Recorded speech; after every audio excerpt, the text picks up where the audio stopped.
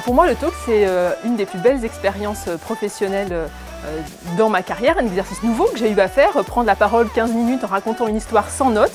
Je ne l'avais jamais fait, c'est pas forcément évident, et ça a été d'abord une vraie aventure humaine qui me suit encore aujourd'hui, et puis qui a une résonance que j'imaginais pas à l'époque, puisque aujourd'hui encore, quand je rencontre du monde dans mon cadre professionnel ou même personnel, on fait assez régulièrement référence au talk que j'ai pu faire chez Prodigy il y a 3 ans.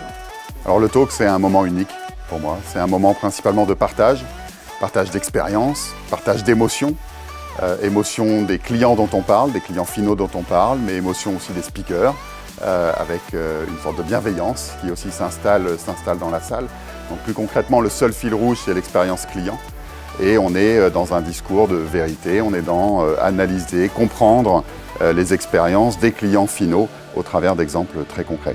Il faut assister au talk parce que plus il y a d'événements qui valorisent l'expérience client, plus les entreprises apprendront avec des bonnes pratiques, mieux la profession se portera. Aujourd'hui, le problème qu'on a, c'est que l'expérience client devient un facteur de différenciation, tout le monde l'annonce, mais ne le réalise pas. Donc le talk donnera des idées, apportera évidemment des nouvelles pratiques, des nouvelles émotions, et on voit bien que la différence entre les entreprises se fera par l'expérience client et par l'émotion. Donc il faut venir pour écouter les talks.